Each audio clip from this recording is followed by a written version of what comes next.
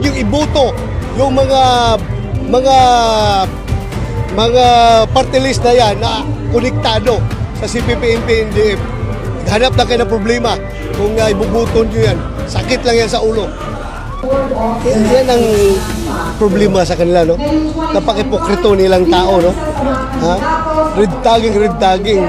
Ayaw talaga nilang aminin na konektado sila sa CPP-NP-NDF. The mere fact na ayaw nilang makonek doon, within pa konektado sila, mapagkatiwalaan mo yung ganyan kasi mga politiko? Mapagkatiwalaan mo yung ganyan kasi mga tao? Ha? Raul Manuel, laruin mo. Sinabi na mismo nung kasamahan mo na former rebels na kasama ka, nagre-recruit ka ng kabataan. Bumisita pa kayo sa kampo ng NPA doon sa boundary ng Davao del Norte at ng Bukidnon. Ha? Tapos ngayon, ayaw mong ma-red tag? Ano palang ginagawa mo? Gusto mo blue tag, green tag, o ano gusto mong tagging? What is CPP-NP? That's red! Red! Yan, kayo ang klase mga politiko. Huwag na lang sabihin politiko. Kayo ang klase mga tao na hindi talaga mapagkatiwalaan dahil from the very start, sinungaling kayo.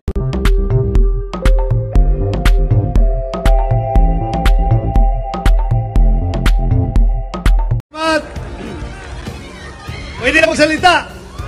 Nakakanter man ako. Sayaw na lang kulang. Baka pasayawin pa niyo ako. Magsalita muna ako. On a serious note, mga kaibigan ko, mga kapatid, kaya ako andito ngayon tumatayo sa inyong harapan. Hindi lang para ikampanya yung sarili ko. Ang gusto ko po ikampanya yung buong Team Duterte. You know why?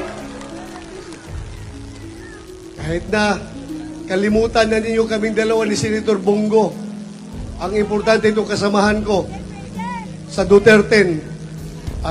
Talagang hindi talaga pwede. Di ba? Hindi talaga pwede. Pero just to emphasize the point na sana, election naman ito election ito. You are free to choose kung sinong gusto talaga nyo, kung sinong nasa puso ninyo. Pero ang pakiusap ko lang, alam ko may mga iba kayong choices. Ang pakiusap ko lang, sana kung pwede, i-vote straight natin yung Duterte. Kaya ba? You know why? Bakit ako nakikiusap sa inyo? Nakikiusap talaga ako sa inyo na iboto. Kasi ako'y malungkot na, ako'y nangangamba sa kinabukasan ng ating bansa. Walang problema sa atin, tayo dito, matatanda na tayo. Pero iniisip ko, yung ating mga anak, yung ating mga apo, anong madadatnan nila ng klaseng Pilipinas kapag pabayaan natin ang ating bansa? Marami ngayon, hindi ako nagmamagaling. Maraming politiko ngayon, ang mahal nila, sarili lang nila. Hindi nila iniisip yung kinabukasan ng ating bansa. Ganun talaga. Malungkot ako. Hindi ko siya sabing santo ako. Wala akong ginagawang masama. Meron. Makasalanan rin ako. Pero kahit na anong klaseng kasalanan ginawa ko, hindi ko pa rin ipagpapalit ang kinabukasan ng ating bansa para sa sarili ko. Kaya ako nakiusap sa inyo, alam ninyo, pagkatapos nilang binyahe si Pangulong Duterte sa dahig, pagkatapos nilang niyurakan yung kanyang mga karapatang pantao, pagkatapos nilang binaliwala yung ating mga legal na proseso, pagkatapos nilang niyurakan ang ating konstitusyon, anong sunod nilang gagawin? Ang next nilang gagawin ay tanggalin si Vice President Sara sa kanyang pagiging Vice Presidente. Sobra na yun, di ba? Papayag ba kayong ganon? Sobra na yun. Sobra na. Kaya ako'y nakikiusap sa inyo, magkaisa tayo. Tayo mga tao dito sa Visayas, Mindanao, sana magkaisa tayo para pakinggan nila ang ating boses. Para pakinggan nila yung ating hinaing. Kasi kung hindi tayo nagkakaisa, nagkawatak-watak tayo, baliwala tayo sa kanila. Kanila pa rin sariling agenda ang gusto nilang masusunod. Bakit nila binyahe, pilit, na kinidnap si Pangulong Duterte at dalhin sa ibang bansa? At ngayon, si Inday Sara, kanila na namang impeach. Na-impeach na nila, pero gusto nila makonbikto talaga through the Senate. Dahil gusto nilang mairis ang mga Duterte dito sa politika ng Pilipinas. At sila ang mamamalagi sa kanilang pwesto at sila ang forever na magro-roll sa ating bansa. Bakit tayo? Tayo ba ay mga second class Filipino citizen? Hindi tayo pwedeng mag-lead ng ating bansa? Sila lang?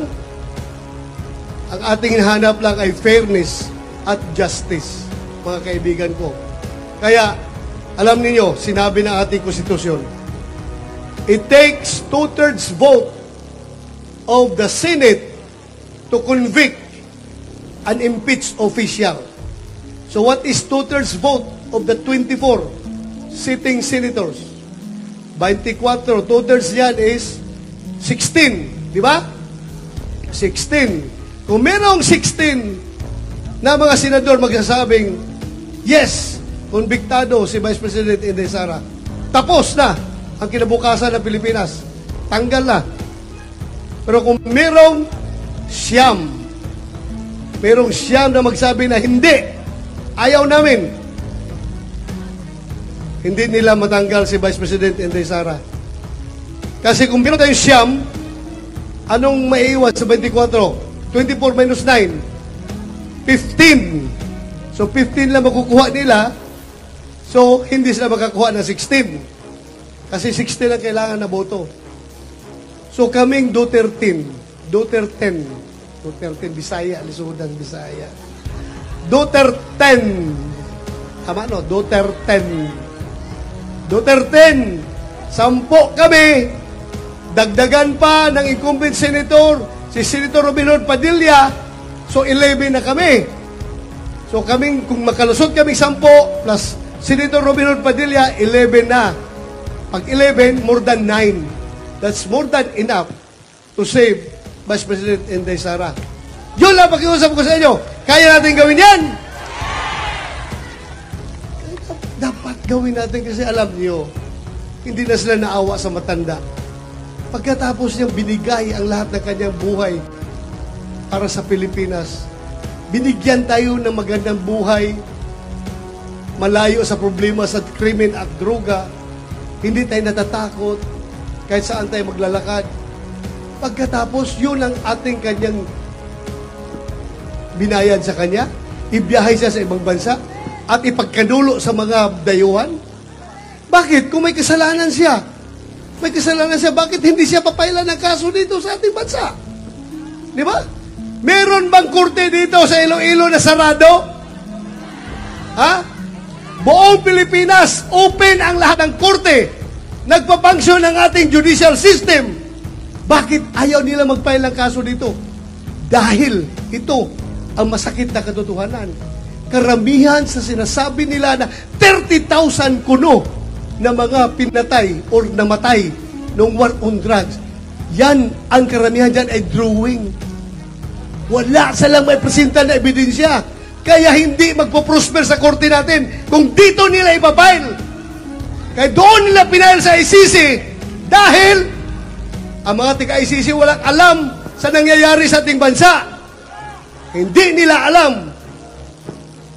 At sino ngayon na nakikinabang kapag kawala ni Pangulong Duterte?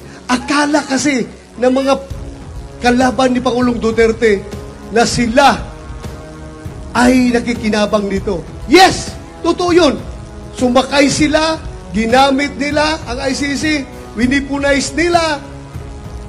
Akala nila sila nakinabang, pero hindi nila alam, sa likuran pala ng lahat dito ay yung CPP, NPA, NDF na nasa likod na tuwang-tuwa sa mga pangyayari ngayon.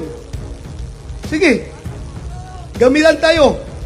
Gamitin ninyo yung CPP, NPA, NDF. Tapos kayo mga gusto pabagsakin si Duterte, hindi nyo alam, ginagamit rin kayo ng CPP, NPA, NDF. Gusto nyo maging komunista ang Pilipinas? O kaya nga, bantayan ninyo yung mga party list na yan. Mga party list na yan na konektado sa CPP, NPA, NDF. Huwag na huwag nyo ibuto yan. Sakit sa ulo yan. Tingnan nyo. Kahit na kilala sila, nakaalyado ng CPP, NPA, NDF, ayaw nila marintag. Bakit? Kinakahiya nila yung kanilang pagiging komunista. Kaya si Juma Siso na mismo nagsabi na itong mga party list na ito ay kasama sa National Democratic Front na magkasama ito CPP, NPA, NDF, magkaisa ito para agawin ang poder, pabagsakin ng ating gobyerno, agawin ang poder ng ating bansa para magiging komunista ang Pilipinas. Kaya huwag kayo magpaluko sa mga tao na yan. Huwag kayong magpaluko, kawawa ang kinabukasan natin. Kaya mga kaibigan ko, ako'y nakikiusap sa inyo ulit. Please, huwag niyong kalimutan yung kasamahan ko. Attorney Jimmy Bundok, Senator Bongo, Attorney Jimmy Hinlo, Attorney Raul Lambino, Congressman Rodante Marcoleta, Pastor Apollo Kibuloy, Attorney Vic Rodriguez, Philip Salvador, at Doc Marites Mata. Ako'y nakikiusap talaga. Please, tulungan natin. If you love this country, huwag niyo kalimutan suportahan itong mga tao na ito. Dahil hindi ito mga trapo, hindi ito mga traditional politician na maro na masyado yung budget ng Pilipinas. Paggawa ng budget, yun na. Dadrama-dramahin yung paggawa ng budget para diskarte. Ito, hindi ito mga trapo. Matitinong ito na tao. Ako, i-garantiya ko yung buhay ko sa inyo dito sa mga tao na ito. Please. Ha? Vote straight? Yun! Yun dapat! Alam nyo, si President Duterte, no, wala naman siya ibang pangarap.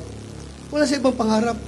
Kundi makaiwan siya ng ligasiya dito sa Pilipinas na tayo'y mamumuhay. Sabi nga niya, I'd rather live in hell as long as my people are living in paradise. Mauna, yan ang sabi niya. Kawawa yung matanda talaga. Kawawa ako eh. Sinong hindi nasaktan dito sa ginawa nila kay Pangulong Duterte? Taas ang kamay. Sinong hindi nasaktan? Lahat tayo nasasaktan sa kanilang ginawa. Alam nyo, nandun ako sa Cotabato, merong lumapit sa akin, isang fighter ng MILF, bungot dito. Tapang talaga, warrior na warrior. Lumapit sa akin, yung MILF. Sabi sa akin, Sir, di ba kitang yakapin? Sabi ko, bakit kaya ako yakapin ito? Pero nahiya man ako magtanong. Sige, talaga, yakapin mo ako. Niyakap ako nung MILF, pagyakap sa akin, sabay, hagul-gul. Talagang umiyak talaga. Iyak talaga na gusto. Sir, grabe ang ginawa nila kay Tatay Digong, sir. Grabe talaga, sir. Dito ako nagpapalabas sa iyo ng sama ng loob. Sana makarating kay Tatay Digong yung aming hinagpis. Grabe ang ginawa nila kay Tatay Digong. Warrior yun, ha? Fighter ng MILF. Nasasaktan pa rin. How much more tayo ng mga ordinaryong mga Pilipino? Masakit sa atin yun. Di ba? Masakit talaga. Kaya dapat huwag natin kalimutan si Tatay Digong. Siya ay nagsakripisyo para sa atin. Alam niyo, sabi niya sa akin, Bato, hindi ko pinangarap magiging presidente ng Pilipinas. Ikaw rin, hindi mo inambisyon na magiging chief PNP, maging chief ng Philippine National Police. Pero look what happened. Andito ako ngayon, presidente, nasa Malacanang. Ikaw, Chief PNP, hindi natin ito pinangarap. Bakit tayo nagkaganito? Itong lahat, ang may kagagawan ay si God. Sabi niya, ginawa akong presidente, ikaw ginawa kang Chief PNP. Kasi mayroong mission ang poong may kapal para sa atin. Ang mission natin ay durugin natin ang druga, kriminalidad at korupsyon. Yun ang sabi niya. Kaya inupakan namin yung problema ng druga. Lahat-lahat kinalaban namin. Wala kaming pakialam. Kahit sino ba yung mga powerful dyan ng mga drug lord, hindi namin nirespeto. Lahat, mga politiko na konektado sa drugs, hindi namin inalintana. Dahil, sabi nga niya, isang business lang tayo, we will never pass this way again. Hindi na ako babalik na pagka-presidente, kaya ngayon gawin natin ang dapat natin gawin dahil yan ay utos ng poong may kapal.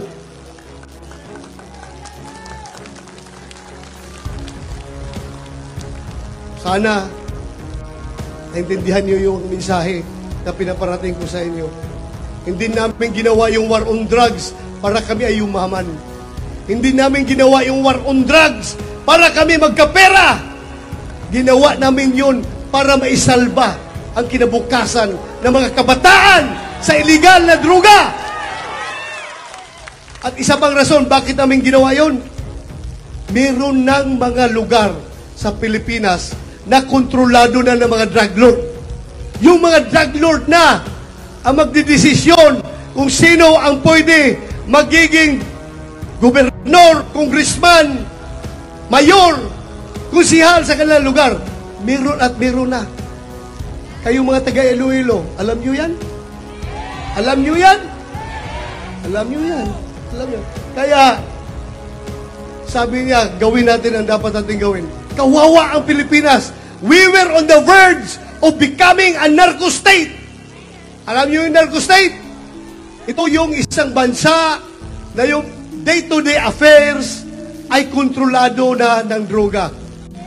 Yung mga drug lord na ang nagpapatakbo ng gobyerno dahil ang kanilang resources ay sobra-sobra. Grabe ang resources na kaya lang bilihin ang lahat, bayaran ang lahat, galing sa police, fiscal, judge, lahat kaya nilang bayaran. Kaya huwag tayong pumayag. Kaya kami nag-launch ng war on drugs. Sana naintindihan niyo ako. At ako, mga kaibigan ko, habang buhay si Bato, yung aking buhay ay nakadedicate dyan sa gira na yan. Kahit na sabihin nila, Bato, anytime lalabas ang warrant of arrest mo, dadalhin ka sa ICC, susunod ka kay Presidente Digong. Anong magagawa ko kung yan ang kapalaran ko? Basta ang importante, nagawa ko ang dapat gawin habang ako'y buhay dito sa mundo. Ginawa ko yung war on drugs. Ginawa namin ang lahat. Di ba? What's the use of this life? Kung ang iniisip mo lang sarili mo, dapat gawin mo kung anong dapat para sa ikabubuti ng kinabukasan ng ating bansa. Lalong-lalo na mga kabataan. Kaya ako, I'm ready to go anytime. Ang buhay ko ay nakataya na, nakakasana. Anytime, pwede akong mamalasin dahil sa aking advokasya na ito. Pero never si Bato aatras sa laban na ito. I tell you. Maraming salamat! Magandang gabi sa ating lahat. Thank you!